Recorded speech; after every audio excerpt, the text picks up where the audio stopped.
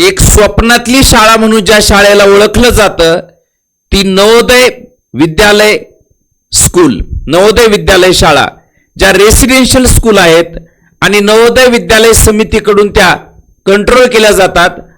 आपला भारताचा शिक्षण विभाग, आपल्या भारताच्या शिक्षण विभागाकडून याच्यावर पूर्णपणे कंट्रोल केलं जातं. नवोदय विद्यालय प्रवेश परीक्षा ही अत्यंत फेमस असलेली ही परीक्षा आहे. 5वीच्या विद्यार्थ्याला 6वीच्या ऍडमिशनसाठी ही परीक्षा एक सिलेक्शन टेस्ट घेतली जाते. आताच आलेल्या नवोदय विद्यालयाच्या नोटिफिकेशन नुसार नवोदय विद्यालय समितीने आपल्या सिलेबसमध्ये काही बदल केलेले आहेत आणि हे बदल आपण या व्हिडिओमध्ये जाणून घेणार आहोत. आपण फॉर्म भरण्यासाठीचं नोटिफिकेशन आलेलं आहे. आता 2 व्हिडिओ आपण बनवणार आहोत. आताचा जो व्हिडिओ आहे हा पूर्णपणे सिलेबस कसा असेल, सिलेक्शन टेस्ट आणि सिलेबस याच्यावरचा हा व्हिडिओ असेल आणि याच्यानंतरचा एक डिटेल व्हिडिओ आपला येईल, त्याच्यावर ऍडमिशन प्रोसेस पूर्णपणे व्यवस्थितपणे सांगितली जाईल. नमस्कार, मी प्राध्यापक नवनाथ गीते. महाराष्ट्रातील तमाम विद्यार्थी, पालक आणि शिक्षक बंधू आणि भगिनींचे मास्टर माइंड स्कॉलरशिप अकॅडमीच्या अर्थातच आपल्या सर्वांच्या लाडक्या व्यासपीठावर सहर्ष असं स्वागत करतो. पहा मित्रांनो, नवोदय विद्यालय समितीचं notification selection test 2027 for admission to class 6 in Jawahar Navodaya Vidyalayas for the session 2027-28 27-28च्या 6वीच्या ऍडमिशनसाठी ही सिलेक्शन टेस्ट घेतली जाणार आहे. बर, महत्वाच्या डेट 2 आहेत. फॉर्म भरण्याची शेवटची तारीख 31/7/2026 म्हणजे जुलै महिना आता चालू आहे. या 31 तारखेपर्यंतच फॉर्म भरायची मुदत आहे. वाढू शकते पण सध्या हीच आहे. परीक्षेची तारीख मात्र अलीकडे आली. मागच्या वर्षी 13 डिसेंबर 2025 ला परीक्षा झाली. या वर्षी मात्र आपल्याला नवोदयने अजून 15 दिवस अलीकडे आणलं. म्हणजे महाराष्ट्रामध्ये 28/11/2026 28 नोव्हेंबरला परीक्षा होणार आहे. म्हणजे आता आपल्याला अजून आपल्या अभ्यासाचा स्पीड, ज्या विद्यार्थ्यांनी अजूनही बॅचेस जॉईन केलेले नसतील त्या विद्यार्थ्यांनी त्या ठिकाणी संपर्क करा. चला आता आपण पाहूया की सिलेक्शन टेस्ट मध्ये नेमका काय बदल केला पहा नवोदय विद्यालय समितीने. कारण आपल्याला 2 व्हिडिओ बनवायचे आहेत. पहा 2 व्हिडिओ. पहिला व्हिडिओ आहे की सिलेक्शन टेस्ट मध्ये सिलेबस मध्ये काय बदल केलाय, तो ह्या व्हिडिओमध्ये पाहू म्हणजे अभ्यासाला लागता येईल.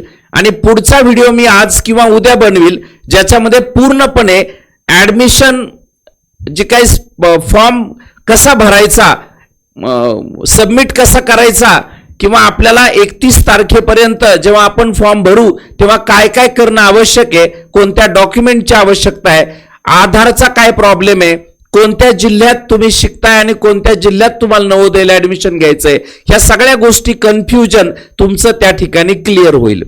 आज पाहूया फक्त सिलेबस मध्ये काय बदल केलाय. आता सेंटर ऑफ एक्झामिनेशन ह्याचं काहीच इश्यू नाहीये. हे तुम्हाला सगळ्यांना बऱ्यापैकी माहिती आहे की आपण जे काही सेंटर निवडतो त्या सेंटरला आपल्याला त्या ठिकाणी मिळतं. ओके, हे सगळे सेंटर्स आहेत. पुढे आता सिलेक्शन टेस्ट मध्ये काय बदल केलाय पहा.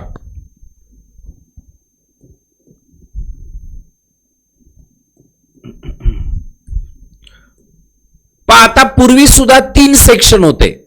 3 विषय नवोदयला होते, सगळ्यांना माहिती आहे.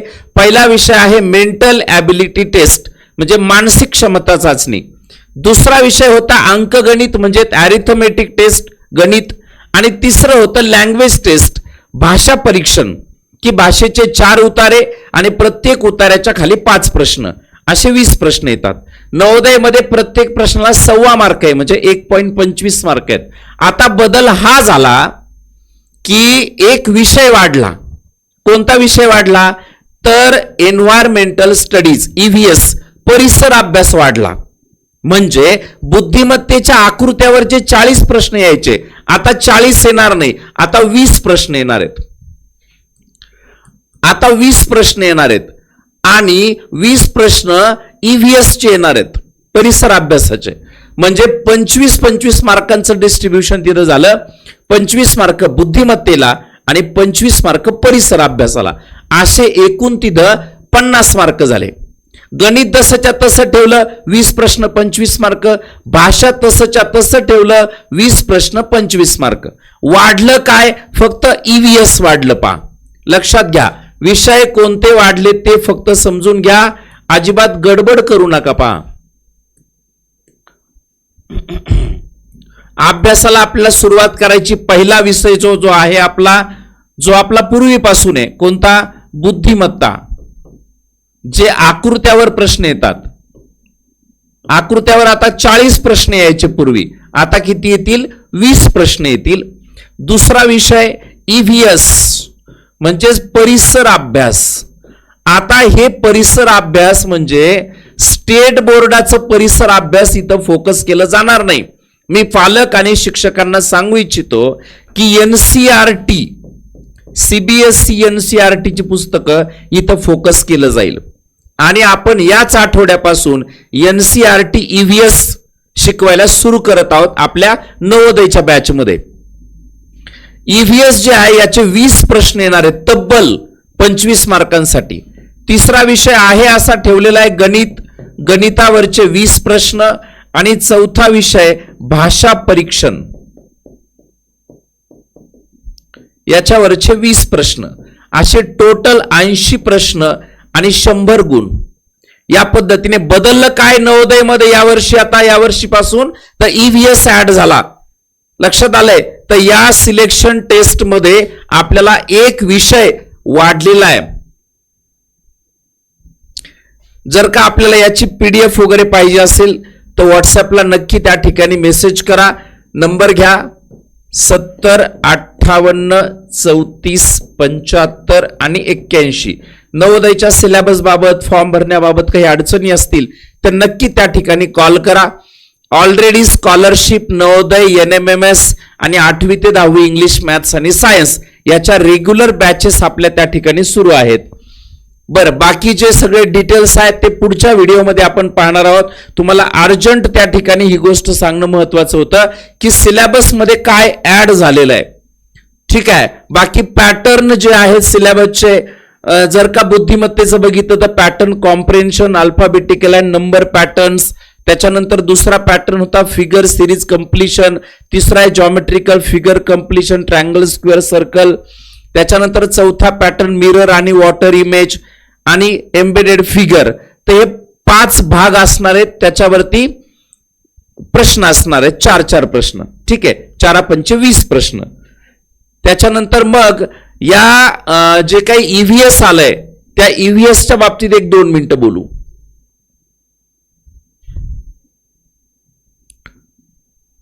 पहा, 4 विभाग असणार आहेत ईव्हीएसचे. प्रत्येक विभागामध्ये 5 प्रश्न असणार आहेत. जसे बुद्धिमत्तेचे 4 विभाग आहेत तसेच ईव्हीएसचे सुद्धा 4 विभाग असणार आहेत. पहा, EVS takes an interdisciplinary approach integrating basic concepts from science, social science and environmental education. 3 भाग फोकस केले जाणार आहेत. पहा, एक सायन्सचा भाग फोकस केला जाईल, सोशल सायन्स ज्याच्यामध्ये हिस्ट्री, जिओग्राफी आणि सिविक्स. त्यानंतर एन्व्हायरमेंटल एज्युकेशन म्हणजे पर्यावरण शिक्षण. The main purpose of this test is to assess basic awareness of the candidates about their surroundings. विद्यार्थ्यांना त्यांच्या परिसरात घडणाऱ्या घटनांबाबत जाणीव आहे की नाही हे चेक करण्यासाठी नवोदय विद्यालय समिती असं म्हणते की आम्ही हा विषय ऍड केलाय. काय काय ऍड केलाय? तर 4 भाग आहेत. पहा, कोणते 4 भाग आहेत? पहिला भाग आहे द नॅचरल वर्ल्ड. काय विचारतील याच्यात? Transportation, reverse, mountains, plants and animals, on land and water, natural disasters, नैसर्गिक आपत्ती, types of houses, shelters, water cycle. पुढचा भाग आहे द ह्युमन बॉडी. मानवी शरीराच्या बाबतीत लेकरांना माहिती पाहिजे. Food and nutrients, hygiene, cleanliness, super senses, basic knowledge of internal system, digestive, circulatory, respiratory. त्याच्यानंतर सायन्स इन डेली लाईफ हा तिसरा भाग दिला. Food preservation, water and air pollution, conservation of water and soil, चौथा भाग दिला social surroundings, superlative of India, states capitals, national symbols, different landscape scapes, festivals, seasons, forest, crops, clothes आणि fibres. आणि प्रश्नांचं स्वरूप काय असणार आहे, तर अशा प्रकारचे प्रश्न असणार आहेत. ज्यांचं मीडियम मराठीत असेल त्यांना मराठीत प्रश्न असतील, ज्यांचं मीडियम इंग्लिश असेल, मीडियम ऑफ क्वेश्चन पेपर, त्यांचं इंग्लिशमध्ये प्रश्न असतील. ठीक आहे, तर अशा प्रकारे हा पॅटर्न आहे. ईव्हीएस ऍड झालेला आहे. याच्या बाबतीमध्ये आणखी काही शंका असतील तर तुम्ही कॉल करू शकता. थांबूया आपण याच ठिकाणी. यूट्यूब चॅनलवर नवीन असाल तर सबस्क्राईब करा, लाईक करा, सगळीकडे शेअर करा. कारण नवोदयच्या बाबतीमध्ये आता पालकांच्या शंका वाढत आहेत आणि म्हणून इन्फॉर्मेटिव्ह अशा प्रकारचे कायमस्वरूपी अपडेट देणारे हे सगळे व्हिडिओ आपल्या या यूट्यूब चॅनलला येतात. मास्टर माइंड स्कॉलरशिप अकॅडमी हे ऍप इन्स्टॉल करून आपल्या वेगवेगळ्या बॅचेसला पण जॉईन करू शकता. थांबतो. धन्यवाद. थँक्यू.